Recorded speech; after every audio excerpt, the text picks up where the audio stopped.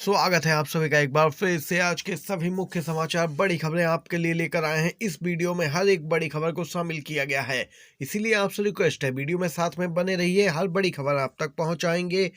और वहीं दोस्तों, अगर आप भी मानते हैं कि 24 के आम चुनाव में इंडिया गठबंधन अच्छा प्रदर्शन करेगा तो एक लाइक वीडियो को जरूर कीजिएगा। कमेंट बॉक्स में कमेंट करके जरूर ही लिखिए वी सपोर्ट इंडिया।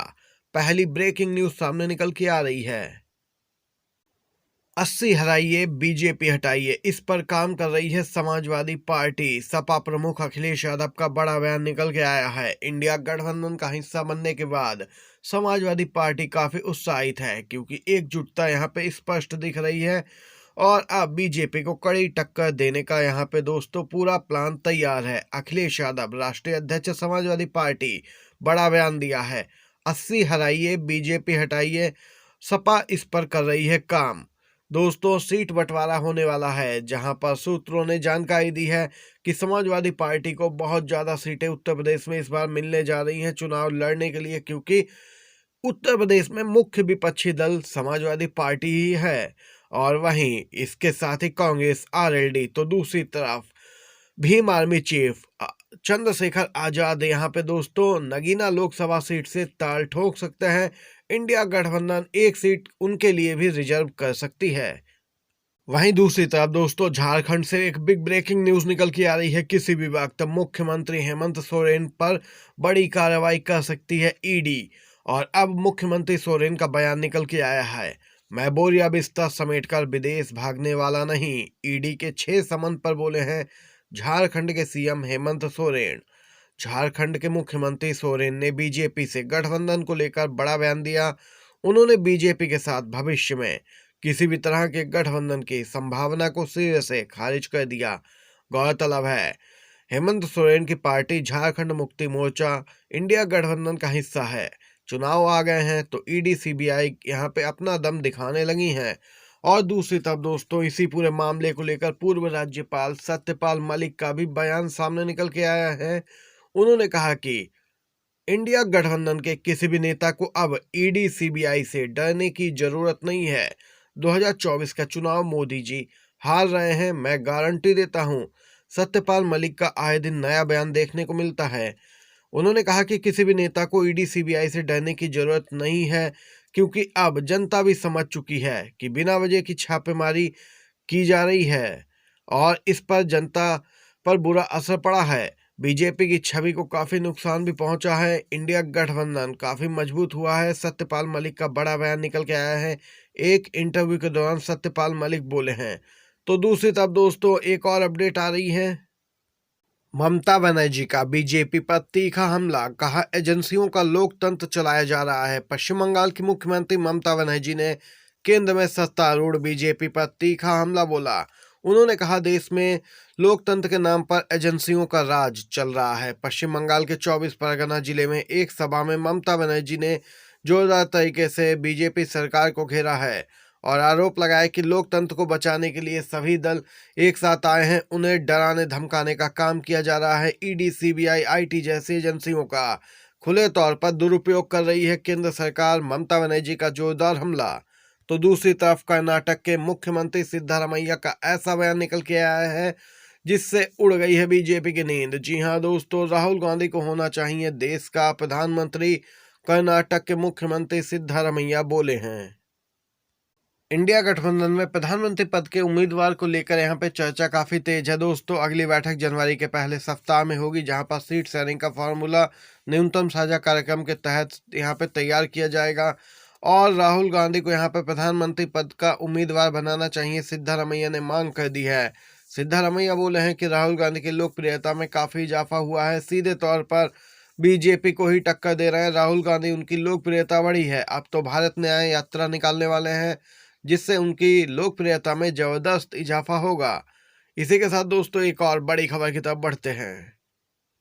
महाराष्ट्र से अपडेट आ रही है, जहां पर 3 करोड़ से ज्यादा मराठा अब जुटेंगे। मुंबई में होगा महा आंदोलन।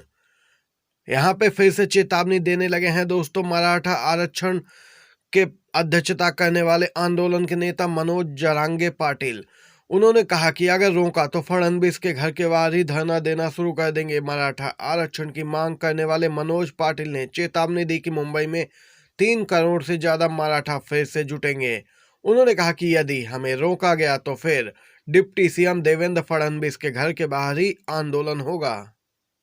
आप सभी को बताते चले, मराठा आरक्षण की मांग करने वाले आंदोलन नेता मनोज पाटिल ने करीब 2 महीने पहले ही महाराष्ट्र सरकार को मोहलत दे दी थी, लेकिन यह मोहलत अब नए साल पर समाप्त होने वाली है।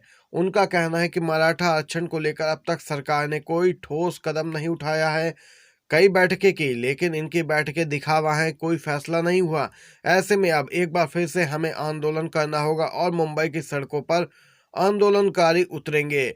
उन्होंने कहा कि यहाँ पे 3 करोड़ से ज्यादा मराठा अब मुंबई में जुटेंगे।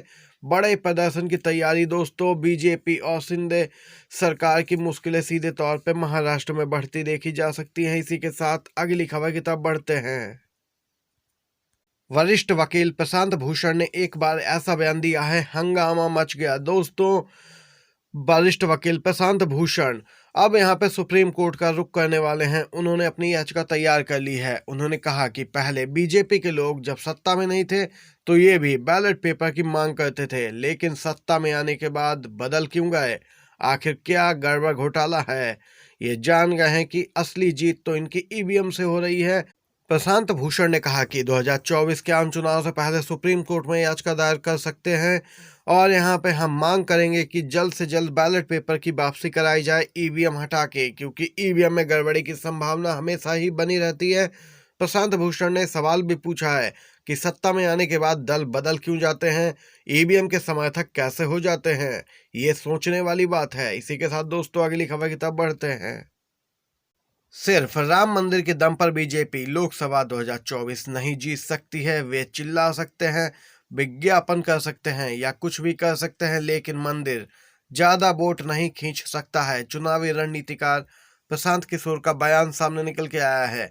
उन्होंने कहा कि भले ही इन्हें कुछ वोट मिल जाए, लेकिन ये इस हिसाब से लोकसभा 2024 नहीं जीत सकते हैं। प्रशांत किशोर का यहाँ पे दोस्तों झुकाव इंडिया गठबंधन की ओर दिन पर दिन होता जा रहा है और वह इंडिया गठबंधन के लिए काम भी कर सकते हैं। ये फिलहाल सूत्रों के हवाले से खबरें चल रही हैं। वहीं पश्चिम बंगाल की मुख्यमंत्री ममता बनर्जी का बयान दोस्तों आया है, जिसने इंडिया गठबंधन में तो हड़कंप ही मचा दिया है। पश्चिम बंगाल की मुख्यमंत्री ममता बनर्जी, जिन्होंने खुद यहाँ पे नाम प्रस्तावित किया था मल्लिकार्जुन खड़गे का पीएम पद के उम्मीदवार के तौर पे, लेकिन अब यहाँ पे बात बिगड़ती दिख रही है, क्योंकि बंगाल के मुख्यमंत्री ने एक ऐसा बयान दिया है, हम पश्चिम बंगाल में किसी के साथ गठबंधन नहीं करेंगे। इंडिया गठबंधन पूरे देश में भाजपा के खिलाफ लड़ेगा, लेकिन बंगाल में हम किसी से गठबंधन नहीं करेंगे। सीएम ममता बनर्जी का यह बयान निकल के आया है जब जनवरी के पहले हफ्ते में दोस्तों यहाँ पे इंडिया गठबंधन की बैठक होने वाली है। सीट शेयरिंग होगी, पीएम पद का उम्मीदवार घोषित किया जाएगा। उससे पहले लगातार ऐसी खबरें आ रही हैं। अब पश्चिम बंगाल की मुख्यमंत्री का ये बयान निकल के आया है। राज्यसभा में आम आदमी पार्टी के नेता नहीं बन पाएंगे राघव चड्ढा। जगदीप धनखड़ ने खारिज किया है मुख्यमंत्री का अनुरोध। दिल्ली के मुख्यमंत्री केजरीवाल के उस अनुरोध को यहां पे राज्यसभा सभापति जगदीप धनखड़ ने मानने से इनकार कर दिया है, जिसमें राघव चड्ढा को राज्यसभा में आप के नेता के तौर पर नियुक्त करने का अनुरोध किया गया था। ये अपडेट दोस्तों निकल के आई है। आज की सभी बड़ी खबरें, मुख्य समाचार आप सभी तक पहुंचाए हैं। वीडियो पसंद आया हो तो लाइक कीजिएगा, ज़्यादा से ज़्यादा शेयर कीजिएगा अपने सभी दोस्तों के साथ भी। आप सभी का वीडियो देखने के लिए बहुत बहुत धन्यवाद। जय हिंद, जय भारत।